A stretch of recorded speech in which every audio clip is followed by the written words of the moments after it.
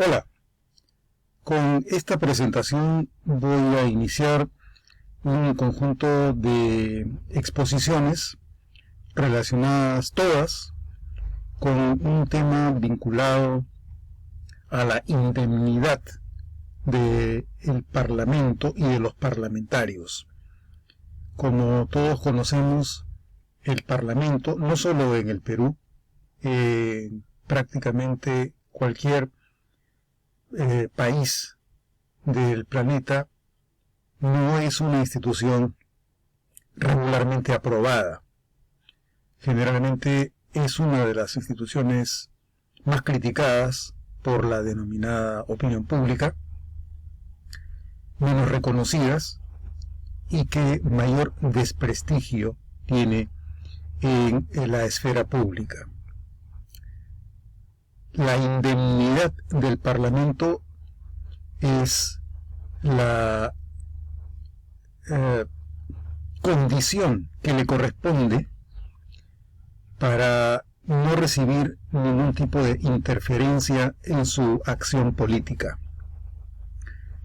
La indemnidad de los parlamentarios es la característica que debe permitir y garantizar que la labor de representación que se les encomienda y que les encarga el sistema político se realice de conformidad con la voluntad que el electorado le otorga para que en su nombre, por su cuenta y en su interés desempeñe las funciones que el Estado realiza en beneficio de la sociedad.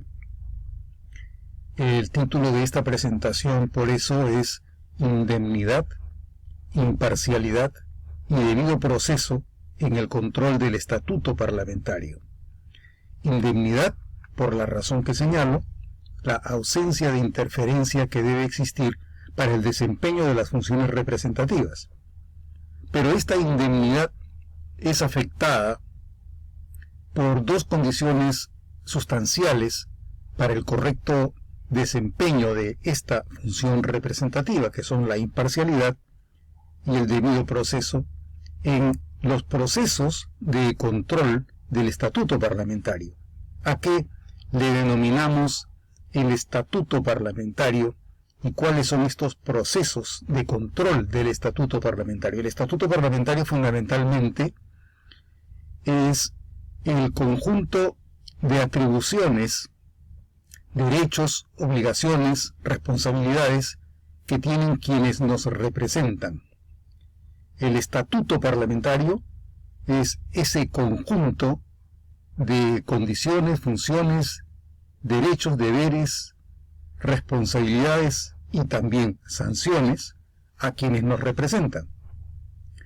Entre la indemnidad y los procesos de control del estatuto parlamentario existen dos elementos importantes para comprender cómo se debe desempeñar el representante cuando él mismo controla su estatuto en relación con miembros de la comunidad representativa en la Asamblea. Estos dos asuntos vinculados al estatuto de control parlamentario son la imparcialidad y el debido proceso. Se cuestiona, se indaga, se interroga respecto a cómo es que los congresistas, los asambleístas, los representantes son ellos mismos los que para proteger su indemnidad deben controlar cómo se desempeña otro congresista, otro colega, a partir de las denuncias que tratan de imponérseles como resultado de disfunciones o afecciones incorrectas en el ejercicio de la función. La pregunta es si es que los congresistas, como miembros de la misma asamblea, tienen la posibilidad de actuar con neutralidad e imparcialidad. Y si lo es si es posible que actúen con algún mínimo de neutralidad e imparcialidad, cuáles son las condiciones para impedir que los representantes, miembros de la Asamblea, sean indebidamente afectados a favor o en contra de las denuncias que se les hace. Por eso es que se habla también del debido proceso. ¿Cuáles son las condiciones mínimas para que en el control del estatuto parlamentario los procesos que se siguen contra otro congresista se desarrollen reuniendo las garantías de imparcialidad, pero también las que se consideran como parte del debido proceso parlamentario? Entonces, este conjunto de exposiciones que empiezo a realizar con esta presentación se titulan Indemnidad, Imparcialidad y Debido Proceso en el control del estatuto parlamentario. Mito, ficción y legitimidad en el régimen parlamentario del Perú. ¿Qué es lo que vamos a cubrir en esta exposición? Son 7 los principales temas que voy a abordar. El primero, relacionado con los procesos, es decir, cuáles son los principales procesos estatutarios. El segundo, vinculado con las bases de la indemnidad y de las prerrogativas parlamentarias. El tercero, cuáles son las fallas, cuál es la falla estructural de la democracia representativa desde la cual se va a ejercer y desempeñar el control del estatuto parlamentario. El cuarto punto será los enemigos. ¿Cuáles son y quiénes son los enemigos de la indemnidad? El quinto punto es la imparcialidad, que se refiere a la neutralidad e imparcialidad en los procesos estatutarios. El sexto punto es el debido proceso. Cómo funciona, cómo opera, en qué consiste el debido proceso parlamentario en los procesos estatutarios. Y el último de los 7 puntos es la legitimidad estatutaria en la democracia representativa. Para empezar entonces con el primero de los 7 puntos que deben cubrir esta secuencia de exposiciones, me voy a referir a los principales procesos estatutarios. ¿Cuáles son los principales procesos estatutarios? ¿Qué procesos parlamentarios afectan la indemnidad y permanencia del representante en la Asamblea? La indemnidad y permanencia de los representantes al Congreso puede quedar afectada con los procesos siguientes. El primero, el proceso de acusación constitucional. El segundo, el levantamiento de las inmunidades de proceso o de arresto. El tercero, el proceso disciplinario en el Pleno. Y el cuarto, el proceso funcional ante la Comisión de Ética. El proceso de acusación constitucional afecta la indemnidad y permanencia de los representantes al Congreso porque se refiere a los delitos cometidos en el ejercicio de la función por un congresista o a las infracciones constitucionales cometidas por un congresista durante su mandato y hasta 5 años después de cesar en la función. Esta prerrogativa también se extiende a otros altos funcionarios, pero comprende a los congresistas, los alcanza, está incluida dentro de los alcances de la prerrogativa. A esta prerrogativa también se la denomina el antejuicio político en la medida que se refiere a los delitos cometidos en el ejercicio de la función. Y se la denomina juicio político cuando se refiere a las infracciones constitucionales. La segunda prerrogativa y el segundo proceso parlamentario que afecta a la indemnidad y permanencia del representante en la Asamblea es el levantamiento de las inmunidades de proceso o de arresto en este caso por la comisión de delitos comunes, desde la elección y hasta un mes luego de concluido el mandato, a diferencia de la prerrogativa del antejuicio político y del juicio político a los que se engloba bajo el concepto de acusación constitucional, mientras que la acusación es una prerrogativa que abarca, alcanza y se extiende hasta 5 años después de cesar en el ejercicio de la función, pública. En el caso del levantamiento de las inmunidades de proceso de arresto de un congresista, se extiende solo hasta un mes después de concluido el mandato y comprende desde el inicio de la elección del congresista. Desde la elección del congresista hasta un mes después de concluido el mandato, el congresista está cubierto por la prerrogativa denominada inmunidad parlamentaria, que comprende la inmunidad de proceso y la inmunidad de arresto, que significa que los congresistas no pueden ser enjuiciados, no pueden ser procesados judicialmente, ni arrestados o detenidos por delitos comunes desde la elección al cargo de congresista. Desde que son electos hasta un mes después, no pueden ser ni enjuiciados ni detenidos por la comisión de delitos comunes. La tercera prerrogativa, cuyo proceso se designa como un proceso disciplinario, es la que realiza el Pleno del Congreso de manera directa por inconductas que comete el congresista durante el desarrollo de una sesión. En estos casos, el Pleno asume una competencia disciplinaria a propuesta de la mesa directiva, revisa la inconducta y puede sancionar al congresista.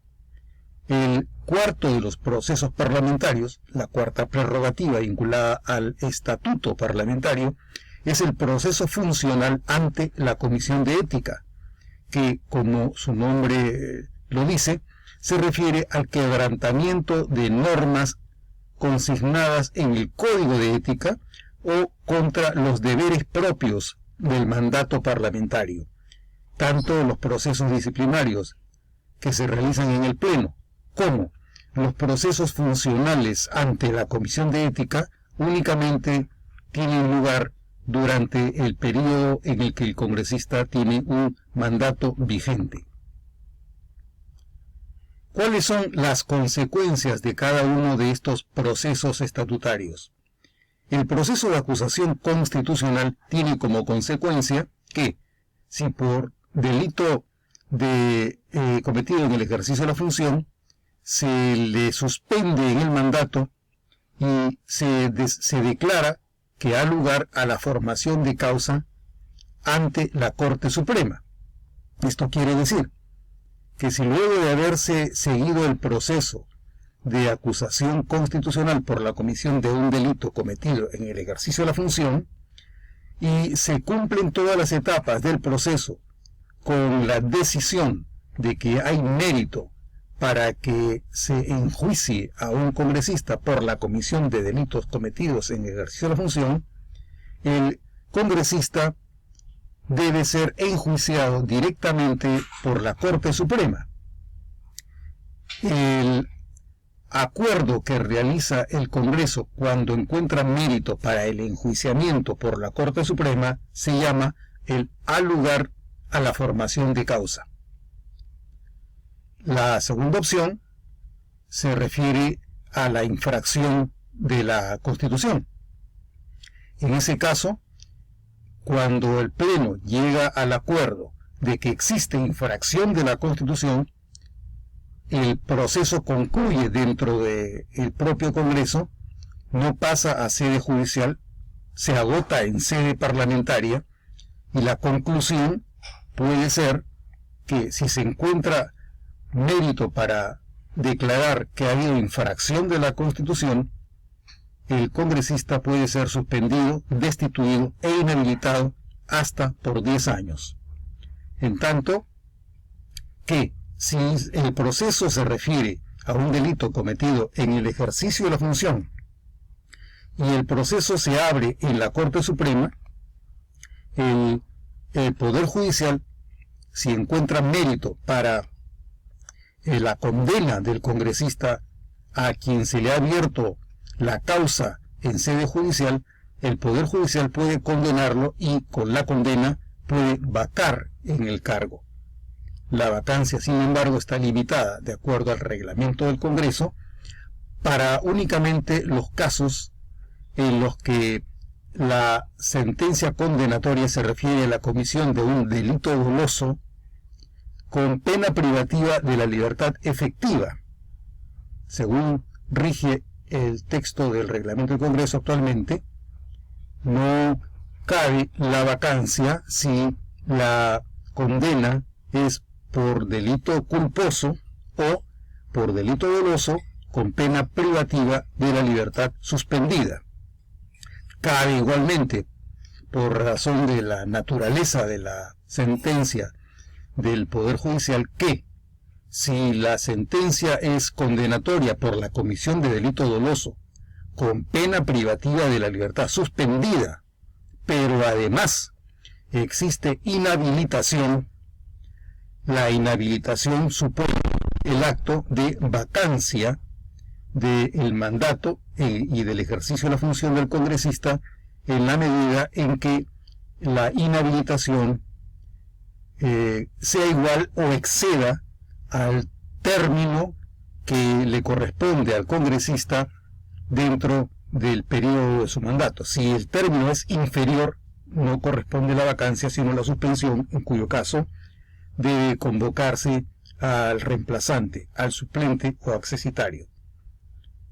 En los casos de los procesos de levantamiento de las inmunidades de proceso o de arresto, las consecuencias del proceso son que el enjuiciamiento o detención para el procesamiento por el juez competente puede suponer el encarcelamiento para cumplir la sentencia o la vacancia si la inhabilitación judicial excede el periodo del mandato.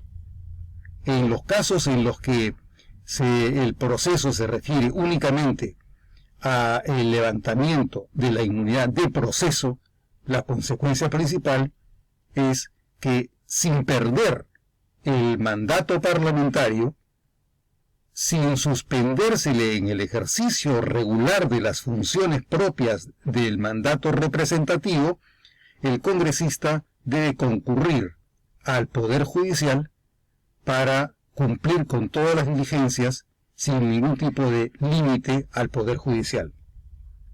En cuanto al tercer proceso, el proceso disciplinario ante el Pleno, este tiene lugar cuando el congresista incurre en algún tipo de falta disciplinaria, en razón de lo cual la sentencia, la sanción es que puede perder el uso de la palabra durante la sesión, puede quedar excluido de la sala de sesiones, puede recibir una amonestación reservada o pública, puede ser afectado con el descuento de sus haberes y puede ser suspendido en un periodo que va entre 3 y hasta 120 días de legislatura. Por último, el proceso funcional ante la Comisión de Ética se refiere a inconductas referidas tanto a disciplina parlamentaria que no ocurran en la sede del Pleno del Congreso, como a inconductas que estén consignadas en el Código de Ética. Y la consecuencia puede ser o una recomendación pública, una amonestación escrita con y sin descuento, o la recomendación que realiza la Comisión de Ética para la suspensión y descuento por el Pleno del Congreso. En el caso del proceso de acusación constitucional, cabe distinguir 4 etapas claras. La etapa postulatoria, que es la que se inicia cuando se presenta una denuncia, la etapa probatoria, la etapa decisoria y la etapa judicial. Las primeras 3 tienen lugar en sede parlamentaria. Esto quiere decir que el proceso se inicia ante la Subcomisión de Acusaciones Constitucionales, la que tiene la responsabilidad de investigar el caso, con una audiencia en la que el congresista tiene derecho al uso de la palabra, con presencia de su abogado, puede presentar y puede actuar pruebas, las que deben ser merituadas por la subcomisión. De igual manera, en la etapa probatoria que se realiza dentro de la subcomisión, también se comprende el proceso probatorio que puede realizarse ante la comisión permanente, la que recibe el informe final de la subcomisión de acusaciones constitucionales y también realiza una audiencia con presencia del denunciado, del congresista denunciado, su abogado, donde se argumenta cuáles son las razones por las cuales cree tener el derecho a la exención de responsabilidad. Cuando concluye la comisión permanente este proceso de discusión y de actuación de las pruebas, el siguiente paso es la decisión que debe tomar el Pleno, luego también de haberse realizado una audiencia en la que el denunciado, el congresista denunciado, también tiene derecho a usar la palabra junto con su abogado. Estas 3 etapas se realizan en sede parlamentaria.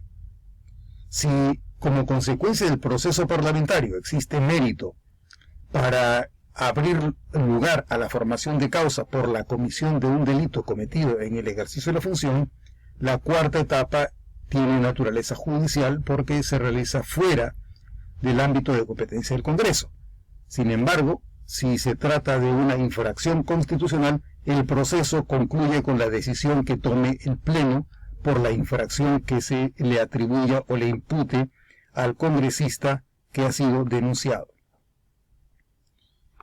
En cuanto al proceso propiamente dicho de levantamiento de la inmunidad de proceso y suspensión del fuero parlamentario, este proceso se inicia por la comisión de delitos comunes, no flagrantes, porque los casos de flagrancia tienen un tratamiento específico que supone la remisión del congresista a quien se lo ha capturado por el delito flagrante en que ha incurrido, para que de inmediato la comisión permanente o el Pleno del Congreso autoricen la detención o continúe con la detención de que ha sido objeto. Si no se trata de delito flagrante, el levantamiento de la inmunidad de proceso supone en primer lugar una petición escrita de una comisión de levantamiento de la inmunidad que tiene el Poder Judicial. La Corte Suprema designa a integrantes de ese cuerpo para que preparen el expediente que se remitirá al presidente del Congreso con el objeto de que éste tramite el pedido de levantamiento de la inmunidad de proceso. Esta comisión de levantamiento de la inmunidad parlamentaria de la Corte Suprema en el Poder Judicial eleva la copia autenticada de la investigación, sea policial, fiscal o judicial, para que el presidente del Congreso envíe la solicitud de levantamiento de la inmunidad en las 24 horas siguientes a la Comisión de Levantamiento de la Inmunidad Parlamentaria.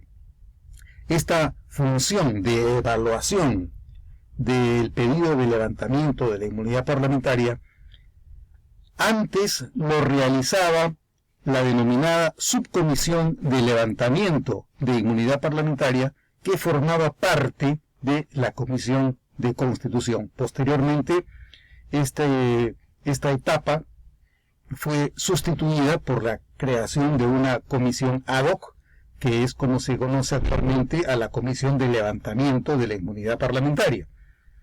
Luego de recibido el pedido que le remite el presidente del Congreso a la comisión, esta tiene 4 días útiles para admitir la solicitud de levantamiento o para mandar que se subsanen los defectos o vicios procesales de la solicitud y sus anexos. Cabe, luego de la subsanación, la defensa del acusado, personalmente o por representante, en una sesión celebrada dentro de los 3 días hábiles siguientes a la admisión de la solicitud de levantamiento. Una vez que se ha realizado la audiencia y la defensa del congresista cuyo levantamiento de la inmunidad de proceso se solicita, la Comisión de Levantamiento de Inmunidad Parlamentaria debe presentar un dictamen dirigido al Pleno del Congreso en el plazo máximo de 15 días útiles, luego del día siguiente de la realización de la defensa del congresista acusado. Una vez que el Consejo Directivo recibe el dictamen de la Comisión de Levantamiento de la Inmunidad Parlamentaria, este debe consignar en la agenda del Pleno el dictamen de la Comisión dentro de los 2 días hábiles de emitido el dictamen. Luego, el Pleno debe debatir el dictamen en la sesión siguiente a la de su recepción en sesión. La votación se realiza en la misma sesión o en la subsiguiente, según criterio del presidente del Congreso.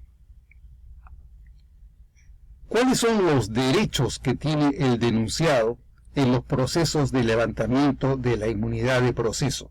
En principio, son derechos como que cuenta con 60 minutos de tiempo en su defensa en cualquiera de las instancias, ante la Comisión de Levantamiento de la Inmunidad Parlamentaria, ante el Pleno o ante la Comisión Permanente si el Pleno está en receso.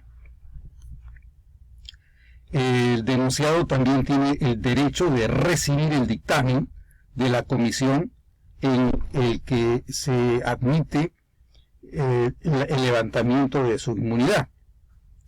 El denunciado también debe recibir la transcripción de las intervenciones que se realicen en el curso del procesamiento. El denunciado además tiene derecho a la asistencia del letrado en su defensa. Y por último, el propio denunciado tiene el derecho de allanarse al requerimiento de la Corte Suprema previa autorización del Congreso. El levantamiento del fuero procede con el voto de la mitad más 1 del número legal de congresistas. Si los congresistas son 130, el levantamiento del fuero, el levantamiento de la inmunidad de proceso o el levantamiento de la inmunidad de arresto, en caso que de lo que se trate es que ya existe una condena, se autoriza por lo tanto con la cantidad de 66 votos. Y el último de los procesos es el proceso relativo a la investigación en la Comisión de Ética. El proceso relacionado con las inconductas éticas o disciplinarias que se encomienda a la Comisión de Ética empieza con la presentación de una denuncia o con una denuncia de oficio que articula la propia Comisión de Ética. La Comisión de Ética puede admitir la denuncia en 5 días si se trata de la denuncia de parte. Si existe algún tipo de errores o de imperfecciones en la presentación, existe un periodo de subsanación de 15 días. Se inicia la investigación dentro de los siguientes 15 días. Hay un periodo para el inicio de una audiencia que tiene lugar en 30 días, luego de lo cual la Comisión de Ética puede emitir un informe final en los siguientes 20 días. Si la consecuencia es que se encuentra una falta, pero que puede ser sancionada con recomendación o con amonestación, no pasa al Pleno y la propia Comisión tiene la facultad de sancionar directamente al congresista con una recomendación para que mejore su conducta o con una amonestación escrita, que no supone, por lo tanto, la suspensión en el ejercicio de la función. Pero si como consecuencia de la falta la Comisión de Ética advierte la necesidad de que al congresista se lo suspenda y que se le descuenten los haberes, el informe final lo consigna así, se eleva al Pleno y el Pleno debe debatir si suspende o no al congresista de acuerdo a los términos formulados por la Comisión de Ética o durante el curso del debate, si es que agrava la sanción o la amengua. Con estos procedimientos se da por concluida entonces esta primera parte de las 7 que va a comprender esta exposición.